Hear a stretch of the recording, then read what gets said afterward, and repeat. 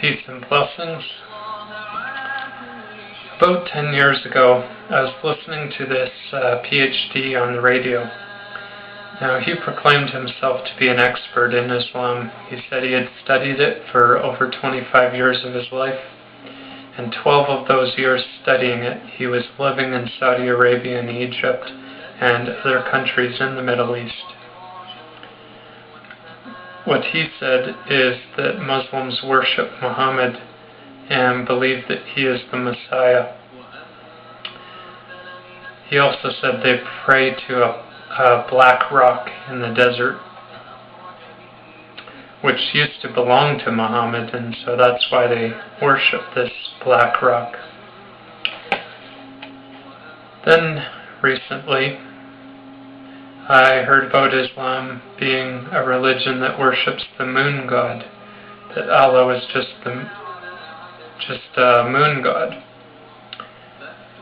So instead of, hating Muslims and demonizing them, I wanted to help them. I wanted to show them my religion, which is Christianity.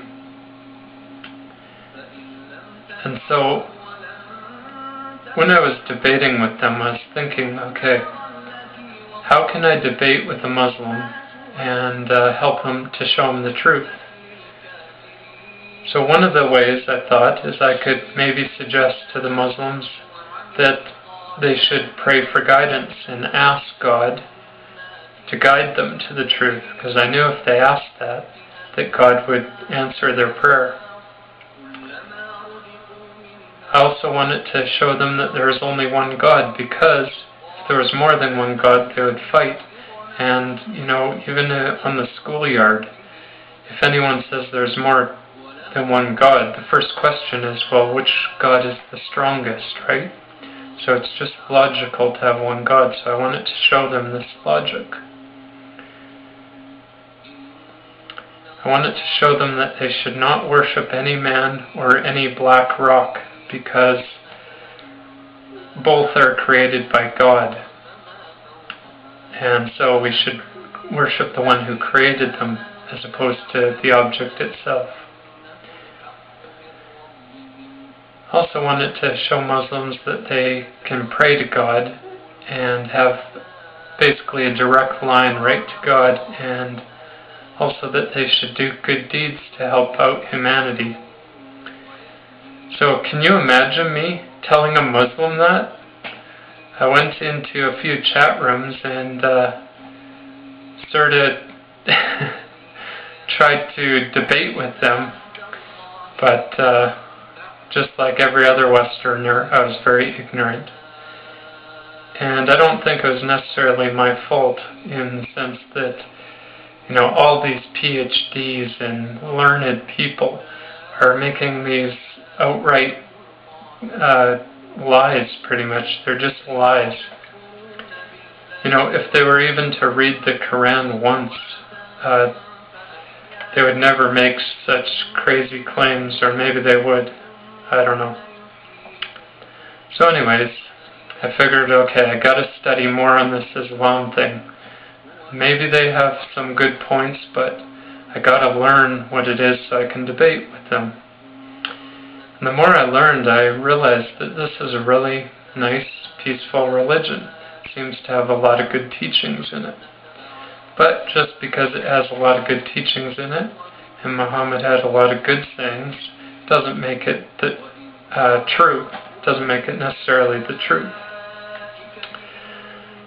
So anyways, it took me about 3 years to read the whole Bible all the way through, cover to cover, and about 30 days to read the Quran cover to cover. Now, in reading the Bible, it really changed my perspective on what I thought of the Bible itself. Like, for example, there's Jeremiah 8:8, which says that the Bible is corrupt. It says that the scribes have altered the text. There's lots of things like that I have a hard time believing, like that God sleeps. That's in Exodus 31:17. It says he rested and was refreshed. So it doesn't mean that he ceased like I had previously thought. So after reading the Quran, it put everything in perspective for me. And I realized that I already was a Muslim. I just didn't know it at the time. Just like the example I gave, if there was more than one God, they would all fight, or there would be one that was stronger than the other. That's in the Quran. I had no idea. So I never thought in a million years I'd be saying this, but there is no God except for Jehovah, the God of Abraham, Isaac, and Jacob, and the Quran is a divine revelation sent down to confirm previous scripture and to correct it. Peace.